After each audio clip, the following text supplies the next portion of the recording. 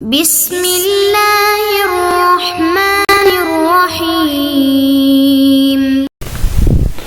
نحمده ونصلی علی رسوله الکریم اما بعد بسم اللہ الرحمن الرحیم. عزیز طلبہ، آج ہم ہدایت النحو سبق نمبر 116 شروع کر رہے ہیں. اس سبق میں ہم حروف شرط سے متعلق ما بقی بحث پڑھیں گے. حروف شرط کے بارے میں ہم نے سبق نمبر 115 میں پڑھا تھا کہ حروف شرط 3 ہے: ان لو اور اما. ان اور لو سے متعلق ہم نے تفصیلاً پڑھا. آج ہم اما سے متعلق تفصیلاً پڑھیں گے. تو عزیز طلبہ، آتے ہیں کتاب کی طرف. سب سے پہلے ہم عبارت پڑھتے ہیں: وَأَمَّا لِلتَّفْصِيلِ ما ذکر مجملا نحو الناس سعید وشقید اما الذین سعدوا ففی الجنہ واما الذین شقوا ففی النار. اور اما جو ہے یہ تفصیل کے لیے آتا ہے، یعنی اما شرطیہ کسی مجمل کلام کی تفصیل کے لیے آتا ہے. اما لتفصیل ما ذکر مجملا، اما اس کلام کی تفصیل کے لیے آتا ہے جس کو متکلم نے مجمل ذکر کیا ہو.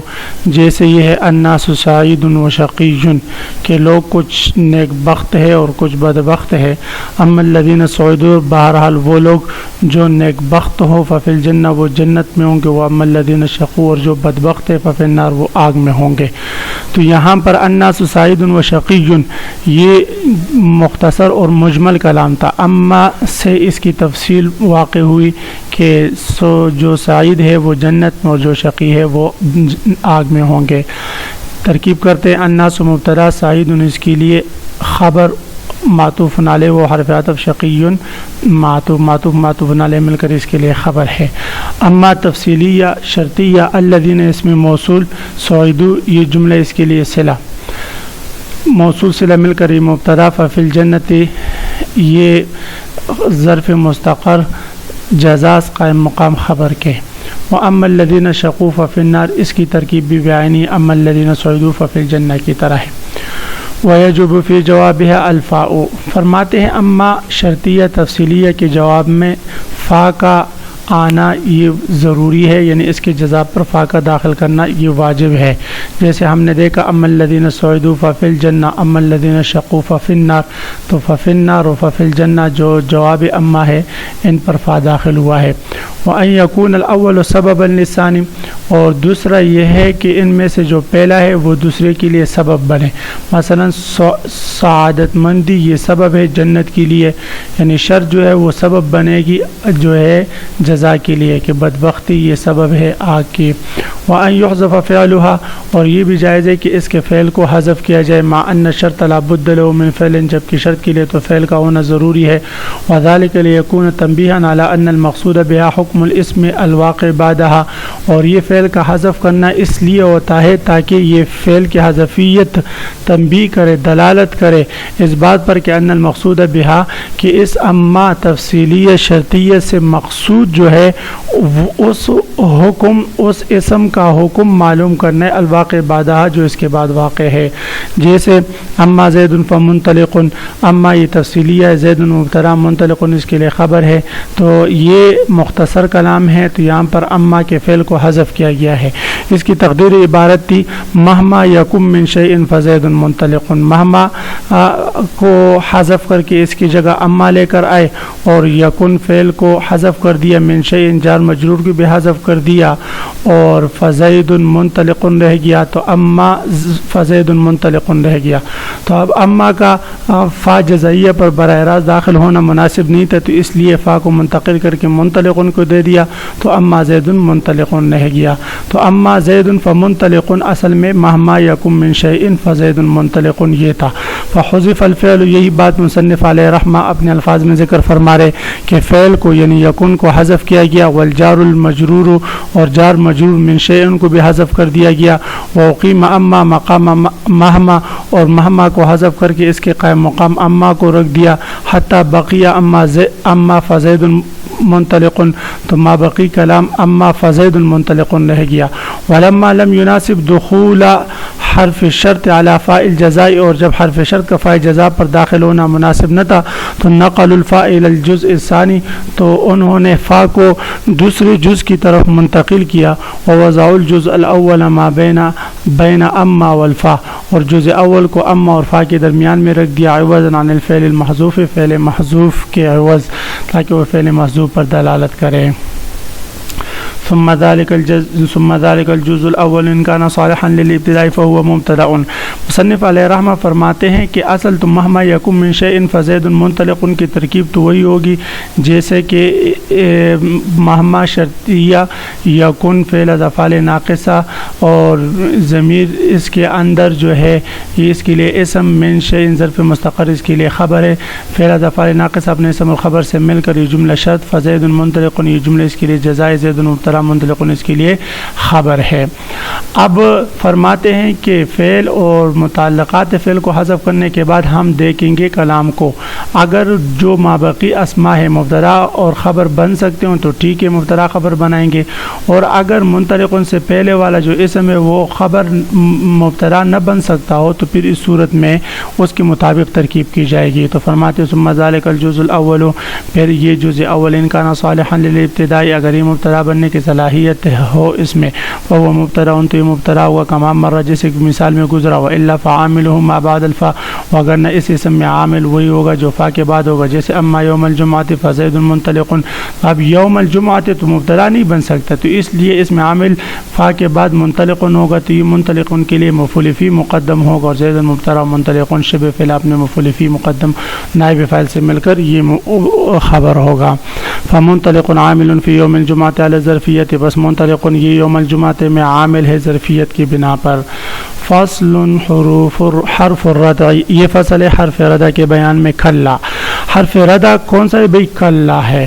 کلا وضعت لزجر المتکلم وردعه عما تکلم به، حرف ردع وضع کیا گیا ہے تاکہ متکلم کو جھڑکنے کے لیے، وردعه اور ڈانٹنے کے لیے، عما تکلم به اس بات پر جس پر اس نے تکلم کیا. یعنی متکلم جو بات کرتا ہے، جو قول کرتا ہے، اس قول پر اس کو جھڑکنے کے لیے اور ڈانٹنے کے لیے کلا کا لفظ کلام عرب میں استعمال ہوتا ہے. اس کو کلا ردعیہ کہتے ہیں.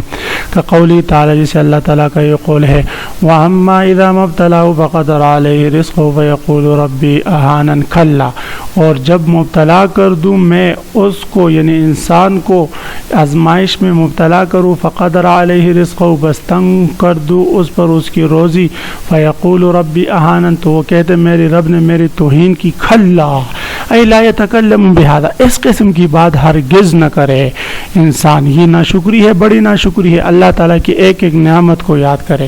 تو ترکیب کرتے ہیں عزیز طلبہ. اما یہ شرطیہ تفصیلیہ، اذا مفعول فی مضاف، مبتلا فقدر علیہ یہ جملے اس کے لیے مضاف الیہ. ابتلا فعل اور ضمیر اس کے اندر فاعل ہو، ضمیر مفعول بھی، فعل اپنے فاعل مفعول بھی سے مل کر یہ شرط ہوا. فقدر علیہ، قدر فعل ضمیر اس کے اندر فاعل، علیہ جامع ظرف لغو متعلق بقدر، رزق مرکب اضافی مفعول بھی. تو یہ جملہ اس کے لیے کیا ہے بھائی؟ فعل اپنے فاعل مفعول بھی سے مل کر یہ جملہ جزا ہوا، شرط اپنے جزا سے مل کر یہ جملہ شرطیہ ہوا. فیقول ربی اہانن، یہ جملہ جزا ہے. فا جزائیہ، یقول فعل، ربی مرکب اضافی اس کے لیے فاعل، اہاننی یہ جملہ مقول قول ہے. اہان فعل ضمیر اس کے اندر فاعل، نون وقایہ ضمیر متکلم مفعول بھی. کلا یہ حرف ردع ہے. ای لا یتکلم بہذا، حاصل یہ ہوا کہ جب اس قسم کی بات جو خلاف شرع ہو تو اس کو روکنے کے لیے، ڈانٹنے کے لیے کلا کا استعمال ہوتا ہے. تو اللہ نے منع فرمایا کلا سے کہ لا یتکلم بہذا، اوے ناشکر انسان اس قسم کی بات نہ کر. فإنه ليس كذلك هذا بعد الخبر، فإنه ليس كذلك هذا بعد الخبر، اس لیے کہ معاملہ اس طرح نہیں جیسے آپ کہہ رہے. هذا بعد الخبر یہ تو اس صورت میں ہے کہ جب کلا جملہ خبریہ کے بعد ہو. وقت تجیء بعد الامر، کبھی کبھی کلا جو ہے امر کے بعد بھی آتا ہے، کما اذا قیل لک اضرب زیدا، جیسے آپ سے کوئی شخص کہہ دیتا ہے کہ زید کو مار، فقلت کلا، آپ کہتے نہیں کیوں مار بھی، لا افعل ھذا قط، میں ایسا ہرگز نہیں کرتا۔ وقت تجیء بمعنی حق، اور کبھی کبھی جو ہے کلا حقا کے معنی میں آتا ہے کہ قول تعالیٰ، جس اللہ تعالیٰ کا یہ قول ہے کلا سوف تعلمون، اے حقا سوف تعلمون، حق بات ہے کہ قریب تم جان لو گے، وحینئذ تکون اسما یبنا، اور اس صورت میں یہ کلا جب حقا کے معنی میں ہوگا یہ اسم ہوگا اور اس کو مبنی پڑھا جائے گا۔ اس کی وجہ یہ ہے کہ اس کی مشابہت ہوگی کلا حرف ردیہ کے ساتھ، اور اس مشابہت کی بنا پر اسم کو جو ہے مبنی غیر الاصل پڑھا جاتا ہے، لیکن مشابہن لکلا حرفن، اس لیے کہ اس صورت میں یہ مشابہ ہوگا کلا حرفی کے ساتھ۔ وقیل تکون حرفن ایضا، اور کہا گیا کہ کبھی کبھی یہ حرف بھی ہوگا بمعنی ان کے معنی میں لتحقیق معنی الجملۃ، جملے کے معنی کی تحقیق کے لیے، جیسے کلا ان الانسان لیطغی بمعنی ان، کلا ان الانسان لیطغی میں کلا یہ حرف یعنی ان کے معنی میں ہے اور تحقیقی جملے کے لیے آیا ہے۔ تو عزیز طلبہ، آج کے سبق کا خلاصہ یہ ہوا کہ ہم نے حروف شرط میں سے اما سے متعلق پڑھا کہ اما یہ تفصیل کے لیے آتے اس کلام کی جس کلام کو مجمل ذکر کیا گیا ہو، اور پھر اس کے بعد ہم نے پڑھا کہ کبھی کبھی اما کے مدخول یعنی فعل کو حذف کر کے اسم اس کے قائم مقام کر دیا جاتا ہے اور وہاں پر اس کا فعل محذوف ہوگا۔ اس کے بعد ہم نے حرف ردہ سے متعلق پڑھا۔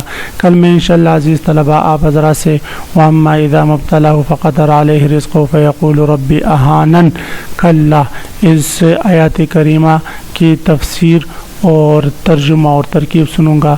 آپ حضرات نے خوب تیاری کر کے اگلے سبق میں حاضر ہونا ہے۔ وآخر دعوانا ان الحمد للہ رب العالمین۔